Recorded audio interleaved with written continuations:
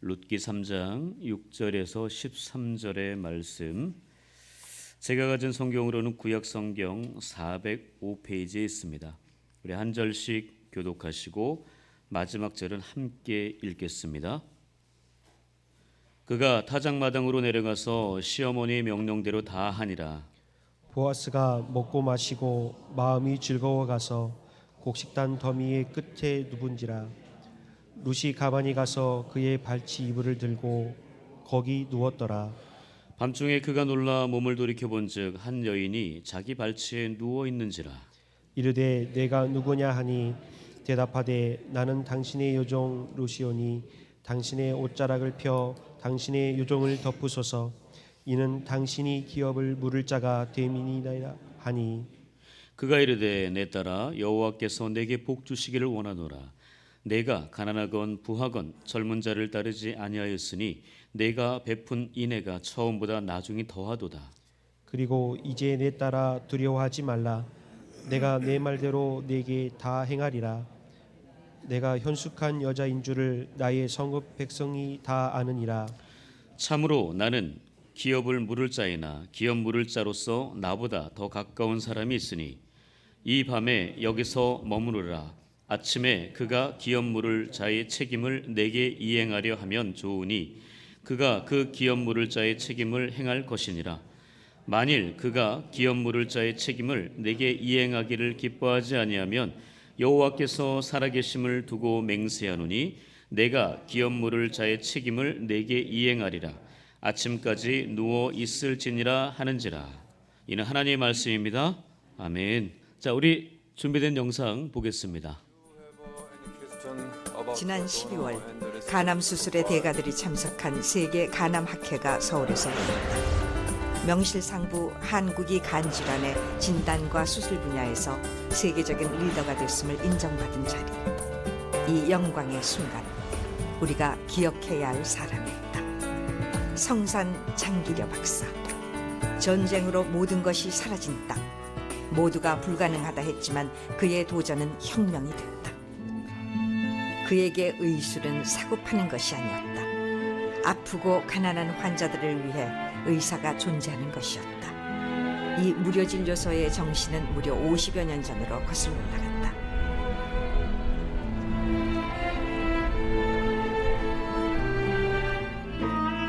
(6.25) 전쟁 당시 임시 수도였던 부산. 영도 따리로 피난민 행렬이 몰려들었고 장기려 박사도 그중 하나였다.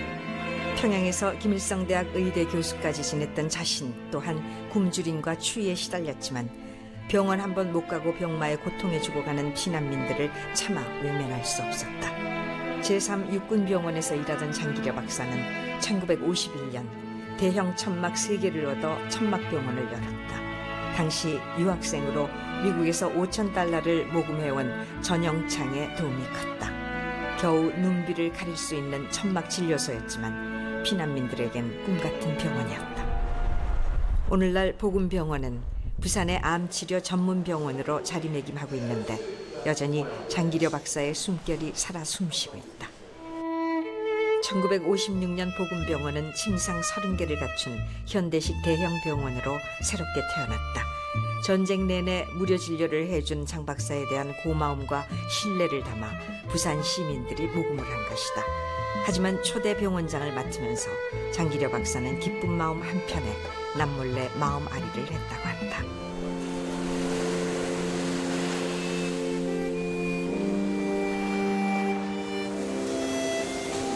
한국의 슈바이처로 가난한 이들의 성자로 불렸지만 그것은 장기려 박사에게 커다란 시련이 되었다. 젊은 날을 바쳐 일군 복음병원에서 재정 적자를 이유로 70세이던 정년 퇴임 규정을 5년 앞두고 물러나게 된 것이다. 하지만 좌절하지 않고 그는 다시 청십자 의원을 세웠다. 청십자 의료보험 회원들을 위한 새 병원이 필요했기 때문이다. 1968년 최규철, 김서민과 함께 만든 청십자 의료보험. 그것은 돈이 없어 병원 문턱에도 못 가고 비싼 사채를 끌었어야 했던 환자들을 위한 오랜 염원의 결실이었다. 농촌운동가 최규철이 덴마크 유학 시절 경험했던 유럽의 의료보험제도에서 아이디어를 얻어 시작된 청십자 의료보험은 우리나라 최초의 민간 의료보험이었다. 마지막까지 일했던 청십자 병원.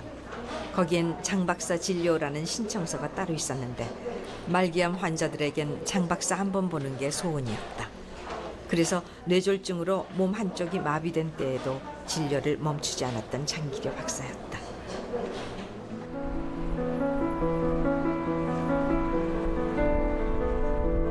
장기려 박사.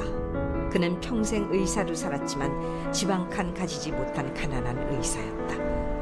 정년 퇴직 후 보금병원에서 마련해준 병원 옥탑방이 그의 마지막 거처였다. 좁고 가파른 계단을 올라가면 장기려란 문패가 아직도 남아있다.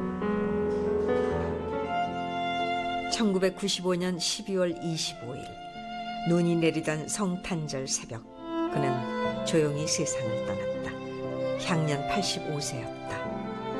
무소유와 사랑, 나눔을 실천했던 바보의사. 세상은 그를 잃은 슬픔과 안타까움으로 애도했지만 장기려 박사는 이 땅에서의 소임을 다하고 기쁘게 그의 영원한 왕국으로 돌아갔을 뿐이었다. 장기려 박사, 그는 무엇이 기억되길 바랄까? 그가 남긴 커다란 병원도 의사로서의 업적도 아닌 빈부 귀천을 넘어 생명은 오직 그 자체로 소중하다는 믿음, 그리고 사랑은 베풀수록 더 커진다는 진리. 그것이 생명의 소중함을 점차 잊어가는 우리 시대에 장기려 박사가 남겨준 위대한 유산일 것이다. 네, 저분입니다. 성산 장기려 박사님. 네, 한국의 슈바이처라고 불리는 분이고 살아있는 푸른 십자가라고 불리시고 작은 예수, 바보 의사라고 불리는 분이었습니다. 저분이 경선의전, 현 서울대 의대입니다. 그 서울대 의대 경선의전에 들어갈 때 하나님 앞에 그렇게 결단했습니다. 평생 의사 한번 보지 못하고 죽어가는 사람들을 위해 내 평생을 바치겠습니다 라고 그렇게 마음에 결단하면서 그 의대에 들어갔습니다. 이분은 평양 산정형교회 주기철 목사님이 심무하시던 그 교회 원로 장로이십니다. 이분은 경선의전에 들어가서 거기서 졸업할 때는 수석으로 졸업을 하셨어요. 당시 일본 박사학위 취득을 했는데요. 많은 사람들을 물리치고 당시 이 조선에 10명도 안 되는 그런 그 박사들이 있었는데 그 중에 한 분이었습니다.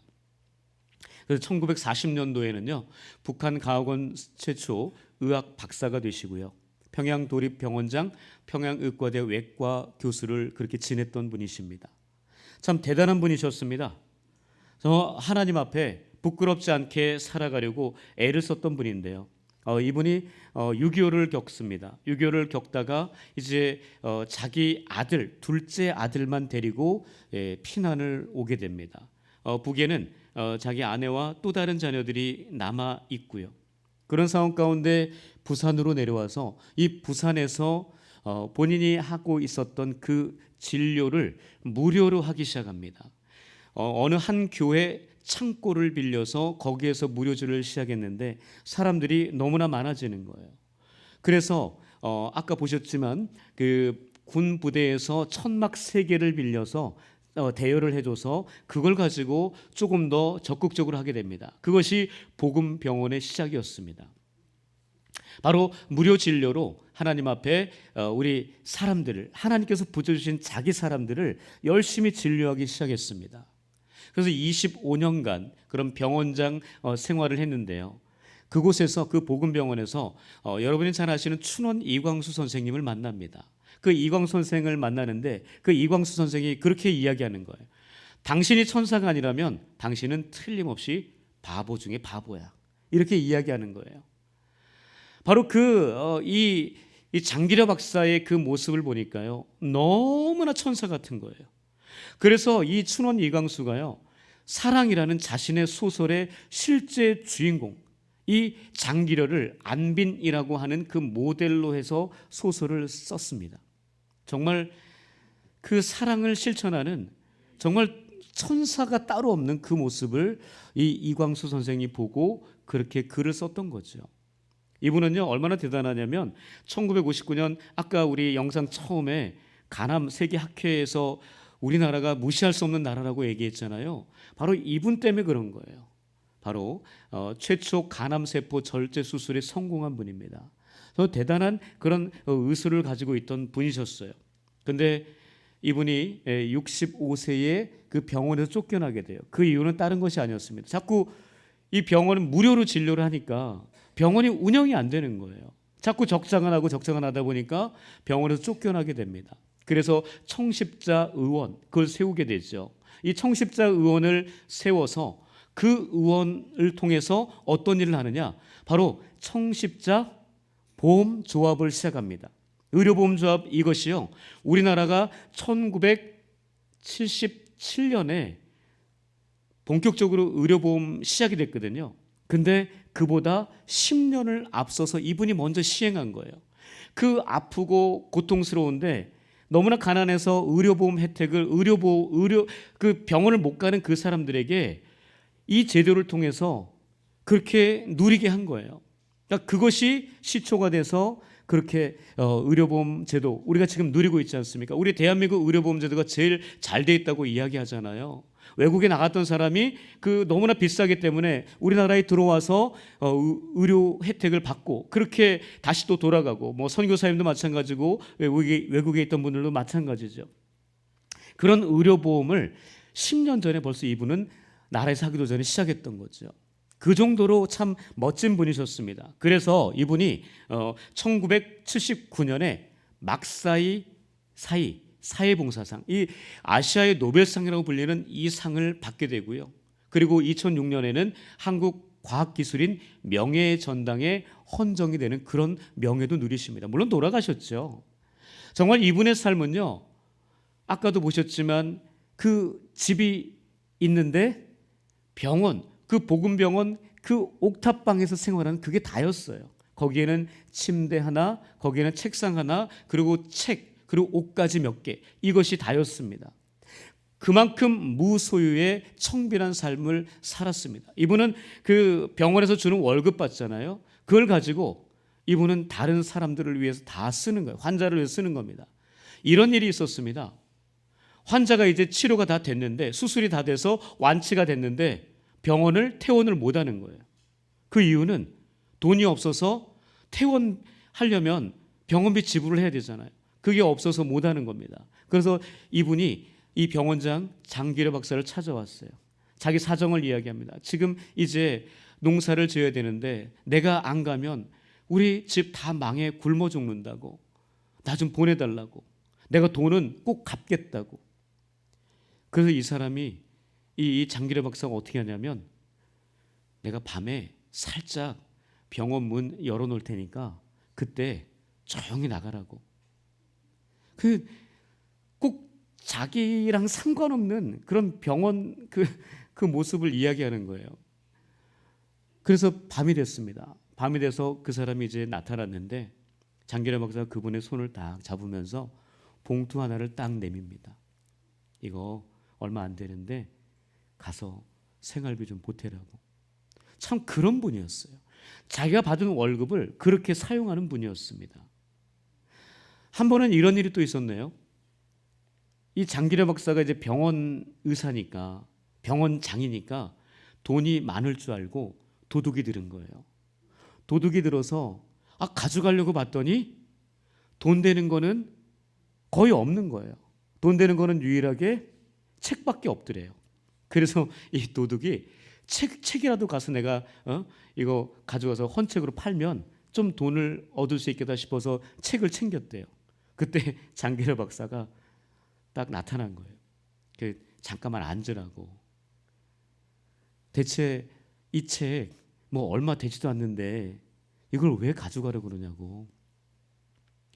당신한테는 이 책이 정말 얼마 안 되는 돈밖에 되지 않겠지만 나에게는 너무나 소중한 책이라네. 그러면서 봉투를 하나 또 준비합니다. 이거 가지고 책값 그 이상이 될 테니까 이거 가지고 가라고. 책은 놔두고. 그래서 이 도둑이 왔다가 너무나 마음이 감동을 받고 그렇게 갔다는 이야기도 있습니다. 참 멋진 삶을 살다 가신 분입니다. 참 이런 모습 참 쉽지 않은데요. 이분이 이렇게 이야기했습니다. 명언인데요. 저기 써 있죠? 맨 위에 남들이 나에게 바보라고 말하면 그 삶은 성공한 삶이다 라고 이야기를 했습니다. 자기 자신 스스로가 나는 바보야 라고 이야기하는 게 아니라 다른 사람들이 나를 볼 때 바보 같은 그런 삶, 어떻게 보면 굉장히 바보 같은 삶 아니에요? 다 나눠주고 자기는 병원 의사인데, 그렇게 잘 나가던 의사인데 남은 거 가지고 있는 거 아무것도 없어요. 그렇게 여러분 그분이 나중에 나이가 드셔서는요, 오른쪽 이쪽이 마비가 와가지고 더 이상 이 오른손으로는 진료를 못하는 거예요. 근데 사람들이 원하니까 왼손으로 진료를 하는 겁니다. 이 마비가 와서 못하고. 그러니까 이렇게까지 정말 많은 사람들에게 도움을 주려고 애를 썼던 분입니다. 그래서 그분이 늘 이야기합니다. 나는 슈바이처 같은 의사란 말보다 주님을 섬기다 간 사람으로 기억되기를 바란다. 늘 그렇게 입에 달고 살았대요. 나 주님을 잘 섬기다. 주님이 어떤 분이에요? 헐벗고 고통당하고 아픈 그 가난한 그 사람들, 바로 그 사람들을 잘 섬기다가 간 사람으로 내가 기억됐으면 좋겠다라고 그렇게 늘 이야기하고 살았던 거죠. 그분의, 그래서 돌아가신 다음에 그분의 비문에 이렇게 써 있습니다. 그는 모든 것을 가난한 이웃에게 베풀고 자기를 위해서는 아무것도 남겨놓지 않고 주님을 섬기다 간 사람, 바로 이런 분이었다는 거예요. 바로 이런 삶을 살아갔던 분, 참 우리에게 많은 도전을 주는 그런 분이 아닌가 생각이 듭니다. 저는 이분의 이 삶을 이렇게 쭉 돌아보면서 한 주간 동안 영상도 보고 책도 읽고 이분의 삶을 이렇게 보면서, 야, 그럼 나는 어떻게 살아갈까? 이분이 성이 뭐예요? 장씨예요. 그분은 장박사고 저는 장목사예요. 아니, 한 끗밖에 차이 안 나는데 나는 그럼 어떻게 살아야 되지? 라는 생각을 했습니다. 정말 주님을 위해서, 주님께서 보내주신 사람들을 위해서 조금 더 헌신하고 희생하고 잘 내가 섬겨야 되겠다. 바로 아까 그분 그 말씀처럼 주님을 잘 섬기다가 가는 그런 인생이 되어야 되겠다. 그런 다짐과 결단을 해보았습니다. 과연 여러분들은 이 장기려 박사의 이 삶 전혀 꾸며낸 게 아니에요. 있는 그대로를 보여드립니다. 과연 그럼 우리는 어떻게 살아가야 할까? 여러분, 이 장기려 박사의 이 삶과 예수 그리스도의 삶 비슷하지 않습니까? 헐벗고 고통당하고 아파하는 죄악 가운데 빠져있는 예수 그리스도께서 그런 우리들을 살리시기 위해서 자신께서 친히 이 땅 가운데 오셔서 물과 피를 다 쏟아주셨다는 거죠. 모든 것을 다 바쳐주셨다는 거죠. 바로 이런 삶이 정말 하나님 보시기에 아름다운 삶이 아닌가 싶습니다. 우리도 그런 삶을 살아낼 수 있기를 주님의 이름으로 축복합니다. 자, 오늘 본문 설교 제목이 뭐예요? 고엘의 삶. 고엘 들어보셨습니까? 고엘. 혹시 이 고엘이라는 단어가 성경에 나오더라. 혹시 성경에서 보신 분 있으면 말씀해 주십시오. 성경에 등장하진 않습니다. 성경에 고멜이라고 하는 여인은 등장해요. 고멜은 들어보셨죠? 선지자 호세아의 아내입니다. 그 아내 음란한 여인이었습니다. 그 음란한 여인을 아내로 맞았어요. 호세아 선지자가. 하나님께서 그 여인을 아내로 삼으라니까요. 바로 고멜이라고 하는 그 여인은 있지만 성경에 고엘이라고 하는 단어는 등장하지 않습니다. 자, 이 고엘이라고 하는 단어가 이렇습니다. 히브리어 가알의 명사형이에요. 그래서 이 가알의 뜻은요, 구원하다, 구속하다, 되찾다, 물으다, 받은 것을 물으다, 다시 물으다, 이런 의미를 가지고 있는 것이 가알인데, 바로 이 고엘은 그래서 구원자, 구속자, 구원이라고 하는 것입니다. 성경에 등장하진 않아요. 고엘이라는 단어가 직접적으로 등장하진 않지만 바로 기업 물을 자, 보상할 자, 회복할 자, 구속할 자, 보수해 줄 자, 보복해 줄 자라는 의미로 많이 등장해요. 특별히 오늘 본문에서는 기업 물을 자라는 단어가 고엘이라는 단어입니다. 여러분, 이 고엘이라는 단어가 성경에 약 4가지 정도의 쓰임으로 쓰이거든요. 첫 번째는 그것입니다. 어떤 사람이 경제적으로 굉장히 어려워서 토지나 집을 담보 잡혀서 다 그것을 이제 팔아먹는 거죠. 그리고 돈을 이제 가지고 왔는데 이걸 또 다 쓰는 거예요. 그러다 보면 남는 것은 없는 거죠. 빚만 있고. 자, 그 상황 가운데 유력한 좀 돈이 있는 친족이 그 값을 대신 치르고 재산, 바로 토지, 집, 이것을 다시 되찾아 올 때 고엘이라는 단어를 씁니다. 그리고요, 두 번째는 그것이에요. 자신의 또한 친족이 가난해서 종으로 팔렸습니다. 남편이 종으로 팔려요. 아내가 종으로 팔립니다. 자기 아들이나 딸이 돈이 없어서 종으로 팔리는 거예요. 바로 그때 또 좀 돈이 있는 친족이 그 값을 대신 치러주고 그에게 종의 신분을 해방시켜주는, 자유롭게 해주는, 그때 고엘이라는 이 단어가 사용됩니다. 그리고 가족 중에서 누군가가 억울한 죽음을 당해요. 억울한 죽음을 당해서 너무나 괴로운 거예요. 그런데 본인은 힘이 없어요. 그런데 그 친족 중에 누군가 좀 힘이 있는, 뭔가 좀 힘이 있는 그 사람이 대신해서 복수해 주는 것, 그때 고엘이라는 이 단어가 사용됩니다. 그리고 마지막 4번째는요, 만약 형제가 자식을 낳지 못해요. 그리고 죽어버렸어요. 그래서 그 죽은 형제의 미망인과 결혼해서 그 대를, 대가 끊어지지 않도록 계승할 때, 이어갈 때 바로 이 단어를 쓰는데요. 오늘 본문에서는 바로 이 4번째가 쓰이는 겁니다. 룻과 보아스의 이야기입니다. 여러분, 룻을 아십니까? 룻, 롯이 아니에요. 룻입니다. 롯은 누구예요? 롯은 아브라함의 조카, 롯이고, 오늘 보면 그 롯은 남자, 룻은 여자. 바로 이 룻이라는 여인은요, 그 남편이 엘리멜렉이었어요.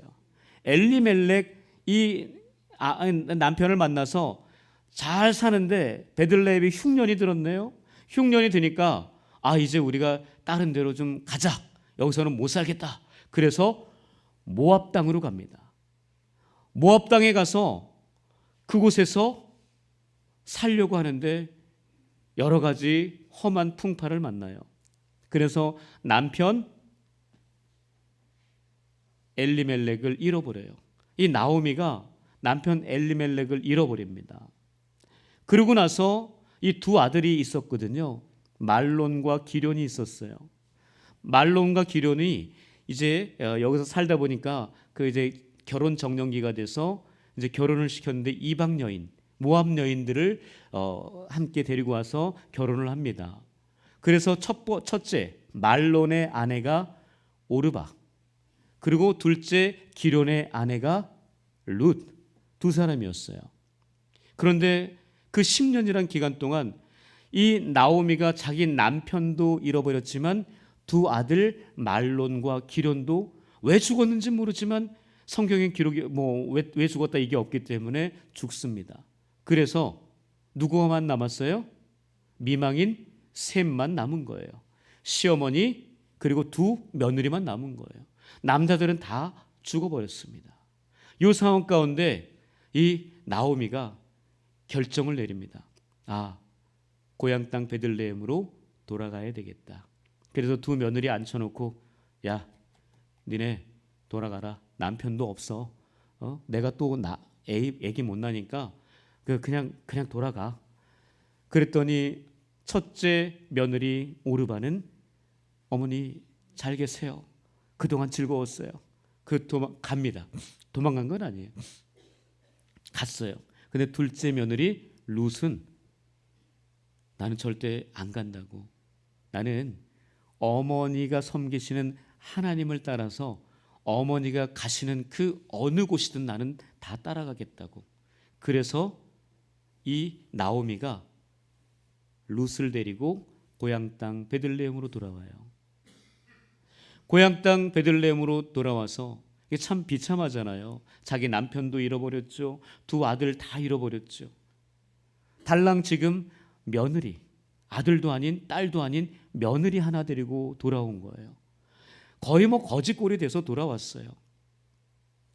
사람들이 나오미가 돌아왔다라고 이야기하면, 원래 나오미 뜻은요 즐거움이란 뜻이거든요. 근데 나오미라고 하니까 이 나오미가 나 그렇게 부르지 마. 나 나오미 즐거움 안 할래. 마라라고 부르라고. 슬픔이라고. 참 이게 참 비참한 거예요. 자, 그런 가운데 이 자기 며느리 데리고 왔잖아요. 이 며느리가 살 방법을 어떻게든 해주고 싶은 거예요. 그래서 그 며느리에게 오늘 본문에 보면 보아스라는 남자를 만나게 해줍니다. 보아스라는 남자가 어떤 남자냐? 자기 친족이에요. 아까 네 번째 보셨죠? 고엘이라고 하는 마지막. 그 미망인이 됐을 때 그 친족을 대신해서 그 여인에게 대를 잇게 하는 이 역할을 해주는 거. 그게 고엘입니다. 그 고엘을 할 수 있도록, 만날 수 있도록 그 장을 열어주는 거예요. 누가? 시어머니 나오미가. 그 시어머니 나오미의 이 말을 이제 이 며느리 룻이 너무나 잘 듣는 거예요. 그래서 어머니가 하라는 대로 합니다. 그 보아스가 타작하고 나서 추수하고 나서 그렇게 잠이 들려고 할 때 너 거기 가서 그 발치에서 잠을 자라. 함께 하라는 거죠. 근데 이 보아스가 이제 뭐 추수 때니까 어때요? 뭐 좀 많이 먹었겠죠? 술도 마셨겠죠? 그래서 이제 막 이게 잠이 들었는데 자다 보니까 누군가 밑에 있는 거예요. 깜짝 놀라서 너 누구냐? 그렇게 물어봅니다. 그랬더니 나는 당신의 여종 룻이라고. 내가 어머니의 말을 듣고 이렇게 이 자리에 오게 됐다고. 당신이 기업 물을 자라고 해서 그러니까 고엘이라고 해서 내가 이 자리에 이렇게 와 있다고. 근데 이 보아스가 그렇게 이야기합니다. 야, 이게 좀 많이 떨고 있으니까 무서워하니까 걱정하지 마라. 나는 근데 첫 번째로 기업 물을 자가 아니야. 나는 두 번째거든. 첫 번째 기업 물을 자가 있는데 그 사람이 만약에 기업 물을 자, 그 고엘의 역할을 제대로 안 하면 내가 알아서 다 너를 챙길게. 그렇게 이야기하는 거예요. 책임질게 이야기합니다. 그러니까 너는 너무 무서워하지 말고 조용히 가만히 있다가 아침에 떠나라. 이렇게 이야기를 하는 거예요. 그래서 그렇게 이야기가 전개가 됩니다. 그런데 이 보아스가 얼마나 그걸 잘 지키냐면, 여러분 룻기 4장에 가면은요, 이 보아스가 그 자기보다 앞선 그 기업 물을 자 이 사람과 이야기를 하는데, 이 사람이 자기는 절대 안 하겠다. 나 고엘 안 할 거야 라고 이야기를 하자 이 보아스가 그 룻을 이제 고엘로서 자기 아내로 맞이합니다. 여러분 이 룻이라고 하는 룻과 보아스의 자녀가 누구예요? 오벳. 네. 그리고 오벳의 자녀가 누구예요? 이새의 자녀가 누구예요? 다윗. 여러분 뭐 이런 정도 다 몰라도 됩니다. 다시 말하면 뭐냐? 이 룻과 보아스. 여러분 룻은 이방 여인이에요. 이방 여인이 유대인과 결혼해서 다윗의 조상이 되었다는 거. 그리고 그 뒤에 신약의 누구의 조상이에요? 예수 그리스도의 조상이 되었다는 거. 참 대단한 겁니다. 어쩌면 오르바처럼 그냥 어머니 그동안 즐거웠어요 빠이빠이 하고 갔으면은 그런 조상은 못 됐겠죠. 그러나 그 어머니의 하나님을 잘 섬기겠다고 어머니를 쫓아왔으니 그런 축복이 임하게 된 거죠. 보아스를 만나고 그 보아스를 통해서 다윗의 조상이 되고 다윗의 조상 그 다음 바로 예수 그리스도, 하나님의 아들이신 예수 그리스도의 조상이 되는 그런 놀라운 축복을 누리게 되었다는 거죠.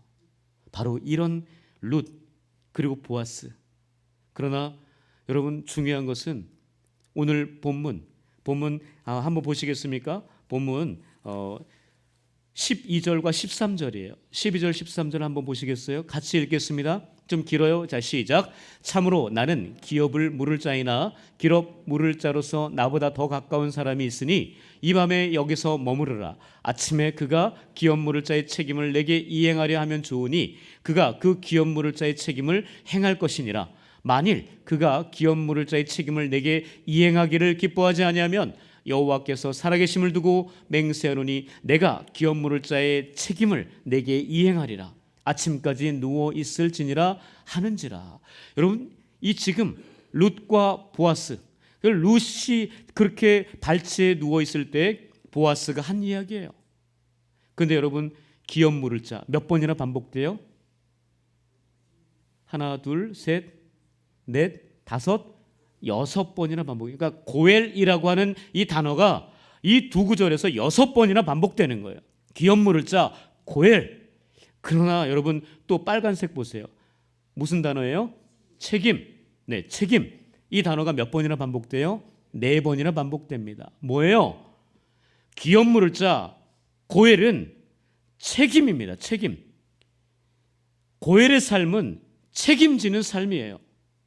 책임지는 삶, 바로 그것이 고엘의 삶인 거예요. 고엘의 삶, 내가 누군가를 책임져 주는 거예요. 장기려 박사처럼 고아, 과부, 힘든 고난에 아픔에 정말 병원 제대로 못 가는 그런 사람들을 책임졌어요. 바로 그 삶을 살아냈던 사람, 바로 그 삶을 보여줬던 사람, 그 사람이 바로 보아스라는 이야기입니다. 내가 책임질게. 너 걱정하지 마라. 내가 기업 물을 자 고엘의 그 책임을 내가 다 할게. 하나님의 이름까지 들먹여요. 내가 하나님의 이름으로 맹세한다. 내가 꼭 책임질게. 바로 그래서 그 룻을 끝까지 책임집니다. 바로 이런 기업 물을 자 고엘의 삶을 산 사람이 바로 보아스라는 사람이에요. 과연 우리는 과연 어떤 삶을 살아가야 할까? 정말 우리 마음 가운데 하나님께서 허락하신 그 모든 삶을 내가 어떻게 살아가야 할지는 생각이 얼마나 있을까요?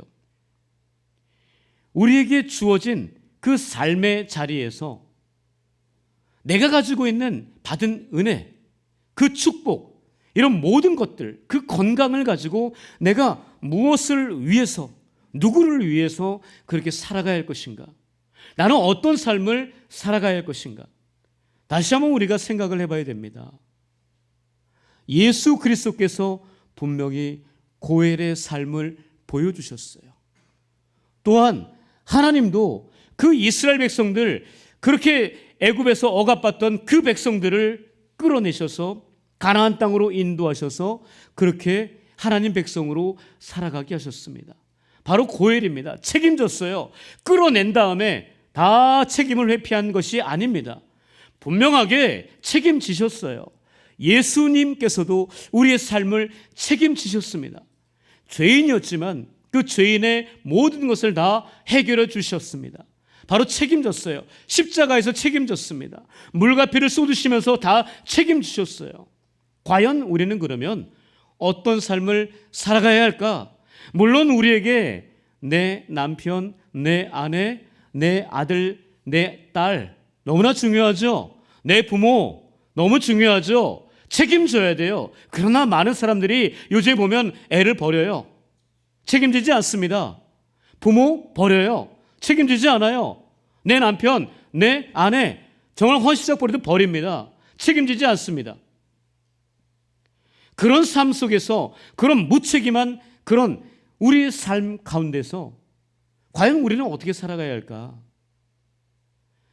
이 지금 보아스의 모습, 그리고 장기려 박사의 모습, 예수 그리스도의 모습, 하나님의 그 모습들을 우리가 생각하면서 과연 나는 얼마나 내 가족이 아닌 내 가족을 넘어서서 내 주변에 있는 사람들을 얼마나 책임지며 살아가고 있는가? 예수 그리스도를 닮은 사람이라고 이야기하면서 과연 나는 얼마나 책임 있게 고혈의 삶을 살아가고 있는가? 그것을 우리가 다시 한번 잘 생각해 봐야 될 것입니다. 주님께서 우리에게 그 삶의 모습을 보여주셨습니다. 많은 성인들이, 많은 그리스도인들이 그런 삶을 살다가 주님의 나라로 갔습니다. 과연 그러면 나는 어떻게 살아가야 될까? 여러분, 우리 교회, 제가 담임 목사로 우리 교회 중심을 이루고 있습니다. 여러분, 그 이하에 여러분 어떤 부서들이 있는지 아십니까? 여러분, 그 위원회 부서들이 6개나 있어요. 예배위원회부터 시작해서 운영교회 이전대책위원회까지, 그리고 그 이하에 32개의 재직 부서들이 있습니다. 예배부터 시작해서 홍보부까지 그렇게 32개의 그런 우리 재직 부서들이 있어요. 그리고 위원회들이 있습니다. 다 그 위원회에 그 재직 부서에 소속해 계신 분들입니다. 과연 그러면 우리가 어떻게 살아가야 할까요? 우리가 함께하고 있는 그 성도님들, 그분들을 위해서 나는 그럼 과연 어떻게 해야 될까? 다시 한번 우리가 생각해 봐야 되는 거 아니에요? 그리고 우리 교회 주변에 있는 사람들에게 과연 우리는 어떤 모습으로 살아가야 할까? 그것들을 좀 심각하게 고민해 봐야 되지 않겠습니까? 하나님께 주신 은혜, 받은 축복, 그걸 가지고 나만 위해서, 우리 가족만을 위해서 살아간다면 조금 안타까운 삶 아닐까요? 다른 사람을 위해서 고혈의 그 삶, 자기 친족이나 누군가가 그렇게 고통당하고 아파하면, 아까 봤잖아요. 종되었으면 그 값을 대신 치르고 그 자유롭게 해주고, 그 땅을 빼앗겼으면 그 땅을 대신 해서 찾아주고, 이런 여러 가지 그런 고혈의 모습, 바로 그런 모습을 우리도 우리의 삶의 현장 가운데에서 살아내야 되지 않을까 싶습니다. 도움 많이 받으셨습니까? 은혜 많이 받으셨습니까? 다른 사람들로부터 그렇게 축복을 받았다면 과연 그럼 우리는 어떻게 살아가야 할까? 다시 한번 생각해보고, 진짜 고혈의 삶은 무엇인가? 나도 또한 고혈의 삶을 살아봐야 되겠다. 누군가를 책임질 수 있는 그런 삶을 내도 살아봐야 되겠다. 그렇게 결단하며 살아갈 수 있는 저와 여러분들 될 수 있기를 주님의 이름으로 간절히 축복합니다. 아멘. 기도하겠습니다. 하나님 감사합니다. 우리를 너무나 사랑하시는 주님, 우리에게 진정한 고혈이 되주셨습니다. 하나님, 그 고혈의 모습을 우리가 바라보면서 우리 또한 우리의 삶의 현장 가운데서 다른 사람, 주님께서 맡겨주신 고통받고 힘들고 고난받는 그런 괴로운 사람들을 살려낼 수 있는, 그들을 책임질 수 있는 고혈의 삶을 우리도 살아낼 수 있도록 은혜 베풀어 주시옵소서. 감사하며 살아계신 예수님의 이름으로 기도합니다. 아멘.